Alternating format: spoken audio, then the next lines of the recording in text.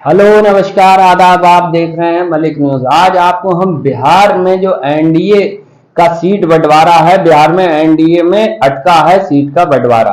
तो बिहार में काफी समस्या आ रही है एनडीए में। पिछली बार जो था जेडीयू वहां पर 115 सीटों पर चुनाव लड़ा था और उसे 43 सीटें मिली थी। भारतीय जनता पार्टी जो थी 110 सीटों पर लड़ी थी और 74 सीटों पर कामयाबी मिली थी। भारतीय जनता पार्टी का प्रदर्शन पिछली बार अच्छा रहा था और जेडीयू वहां पर कमजोर रही थी, जिस हिसाब से बड़े भाई की भूमिका निभाई थी, लेकिन वो सीट जो है जीतने में नाकामयाब रही थी। चिराग पासवान जो थे अकेले चुनाव लड़े थे लेकिन कोई खास नहीं कर पाए थे। लेकिन इस बार सीट बंटवारा जो है वो बहुत बड़ी समस्या वहां पर पैदा हो रही है।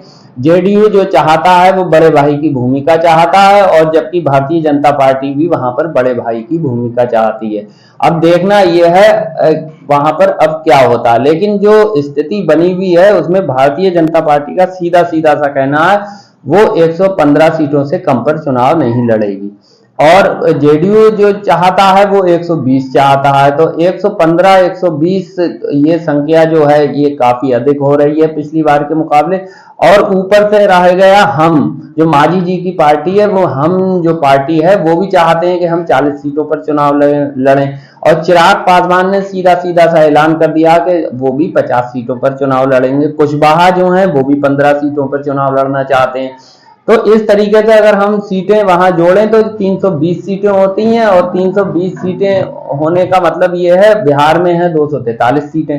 तो ये सीटें जो बढ़ रही कहां से आए, उत्तर प्रदेश से लाई जाएं या बंगाल से लाई जाएं या कहीं और हरियाणा से लाई जाएं, दिल्ली से लाई जाएं, कहां से लाई जाएं। ये जो है सीट का जो बंटवारा है ये काफी समस्या बिहार में पैदा कर रहा है एनडीए में, इसीलिए सीट का बंटवारा जो है वो फंस गया है। अब देखना आगे क्या होता है। इसमें मेन वजह जो है भारतीय जनता पार्टी वहां पर बड़े भाई की भूमिका में आना चाहती है और अपना मुख्यमंत्री बनाना चाहती है। भारतीय जनता पार्टी जो महाराष्ट्र में भी हुआ, लेकिन नीतीश कुमार भी जो हैं पलटू राम के नाम से जाने जाते हैं। वो कब पलटी मार दें इसके बारे में कुछ नहीं कहा जा सकता।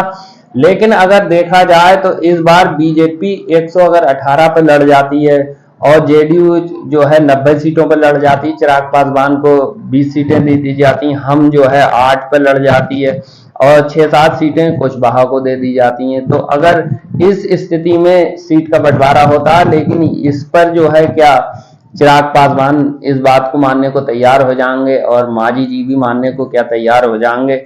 और रह गई बात जेडीयू, जेडीयू इस बात पे तैयार होती है या नहीं होती, लेकिन देखना आगे क्या होता है। कुल मिलाकर बिहार में एनडीए में है जो सीट का बंटवारा जो है वो अटक गया है। देखना आगे क्या होता है इसमें एनडीए में।